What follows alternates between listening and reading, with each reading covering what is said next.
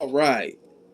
So this whole thing with DJ Akademiks and Saucy Santana has went it's quite bizarre to say the least. And I want to give my 2 cents about this. So now Akademiks is going viral because he supposedly was crying because of this beef.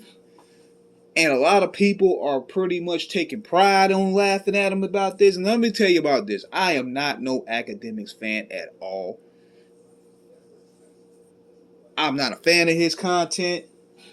But what this exposes, it exposes the true hypocrisy behind this business and who's really protected and who isn't protected.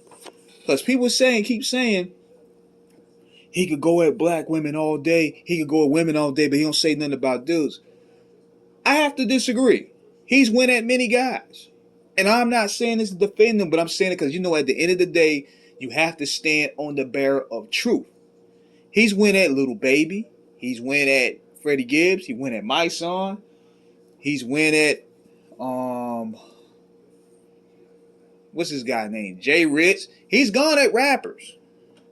He gave him his address and all that stuff. Now I don't know if he's gonna do anything. I don't care. But he's barked back at rappers. So with this thing here, with this Saucy Santana thing, I don't know where he came from, because it seems to me that he's jumped in just so he could defend his friends, which was Glorilla, Sexy Red, and all those type of people that, he's probably clicked up with. And Akademiks actually dropped a response to that. And he went hard at him. But what happened most likely was he got a phone call from them higher ups because he took the video down.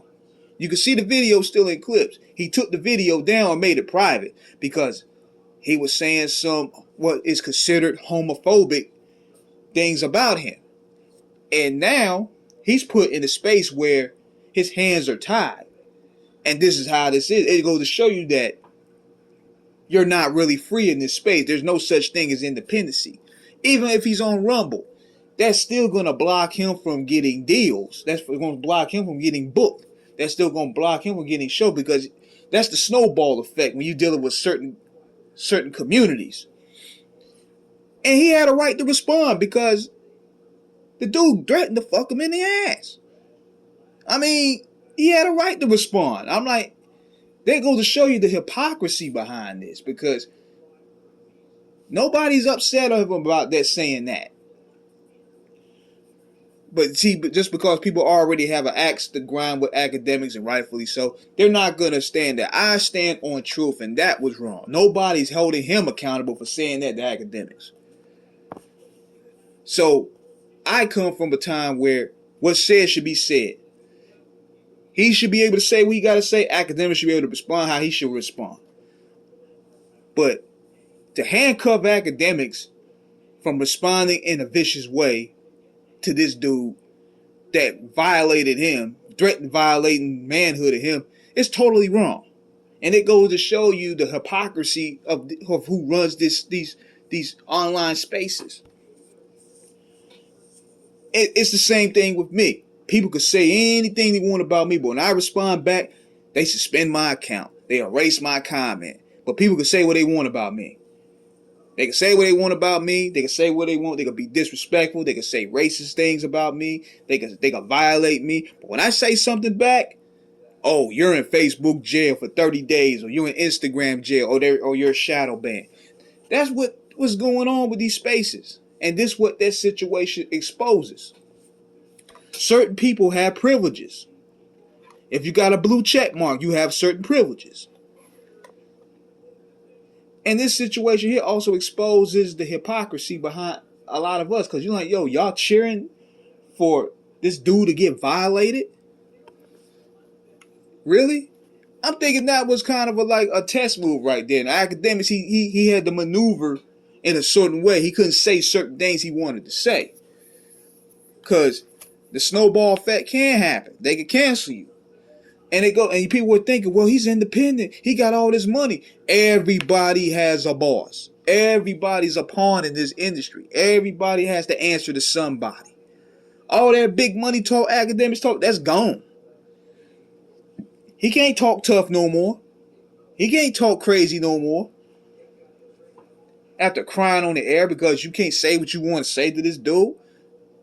Leave it at that. Accept the matchup and let's get it going. But now, you can't sit there and say you can't cry when you're in the middle of war.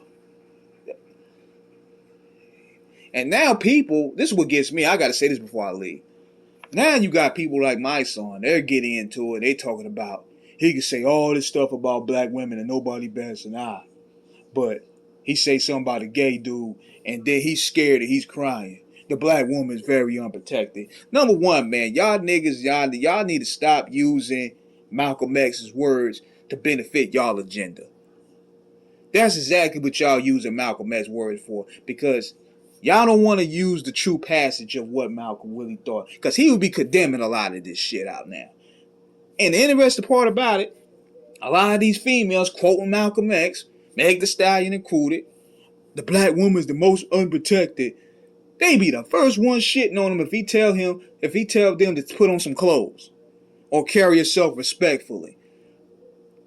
They would disrespect the hell out of Martin Luther King and Malcolm X in his era today. And we got to understand that the women of the day are not the women of the 50s. Let's be clear. But I'm going to get into that later on this week. So let me know what you guys think of the comments. Subscribe, hit the like button. Peace.